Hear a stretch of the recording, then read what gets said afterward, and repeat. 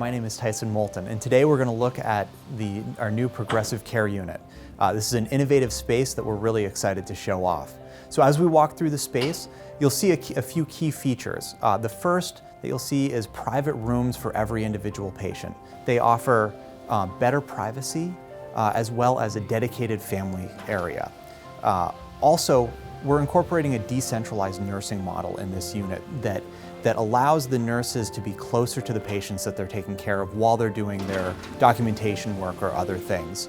We've also incorporated color coding in our finishes for better wayfinding through the space. Another thing to point out is you'll notice a difference in terminology. We're calling this space a progressive care unit because it incorporates our intensive care and medical surgical service lines. As we move into this new space, we will be renovating the existing medical surgical unit and we'll be using a bypass corridor to get to the new space while the existing space is under renovation. So why don't we head down the hallway from the main lobby and take a look at the space.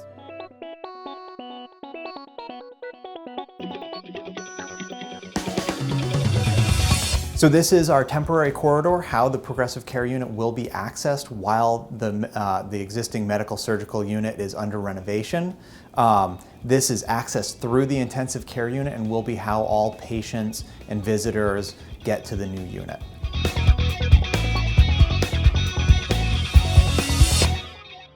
We'll pause right here in this area, which is now part of our corridor.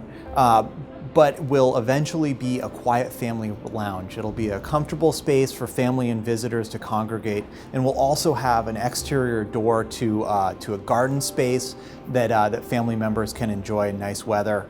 But for now, it is part of our connector corridor that we're using to bypass the renovation of the existing medical surgical unit. So this area is a team workstation.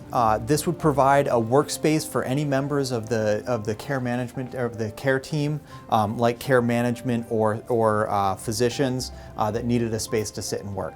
This is one of two nurses stations on this unit. We have one at the front end and then one at the far end of the unit.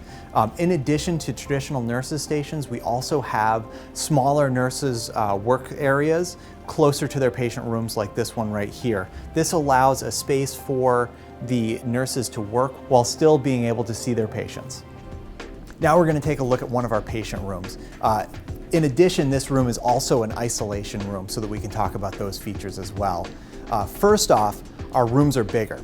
They're about 100 square feet bigger than our existing rooms, so there's plenty of room in there.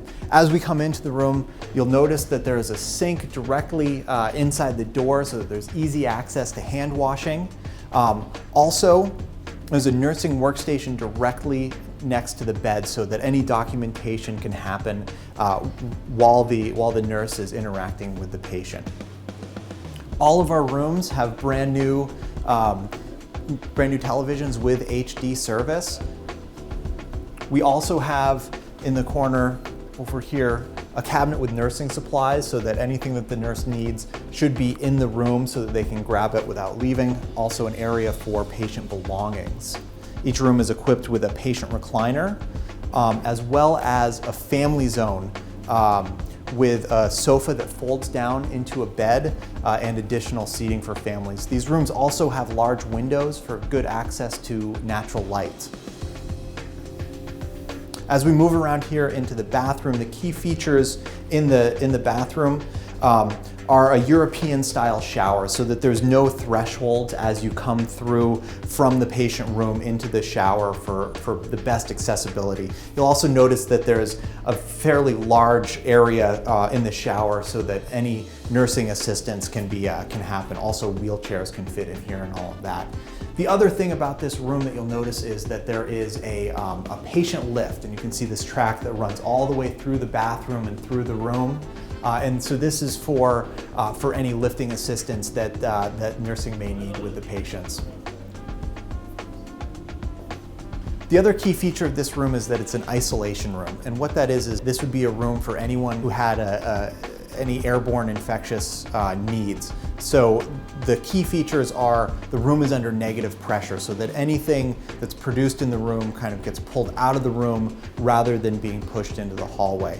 And you'll notice on these rooms we have these indicators in the wall that show which way the pressure is going. If it's negative pressure, that means sucking in from adjacent areas. You'll see that the ball is inward. If this room were positive, pushing out into adjacent areas, you would see that ball on the other side of the wall. The other key features in here are all based around cleanability. The floors have this integral cove base for better cleanability, as well as the ceiling is a hard ceiling rather than a standard drop ceiling, so that it can be more cleanable. This unit is a racetrack configuration, which means that there are rooms in a corridor on either side of a center core. Now in that center core, that's where all of our utility spaces go. So clean supply, medication, soiled utility, equipment storage, all of the things that we need to operate that aren't patient rooms end up in that center core. As we mentioned earlier, the new unit will be called the Progressive Care Unit, as it will incorporate both intensive care and medical surgical patients. However, there are 10 rooms that are specific to ICU patients. And while they look largely the same as any other room, there are slight differences. Those differences include slightly more gases, medical gases, as well as changes to the HVAC system. On another note, there is a name change to our existing ICU. Because we're going to be taking care of ICU patients in the new Progressive Care Unit and not in the ICU anymore, that area will be referred to as Progressive Care West. Thank you for taking the time to tour the Progressive Care Unit with us. We're really excited to be able to offer this amazing new space to our community.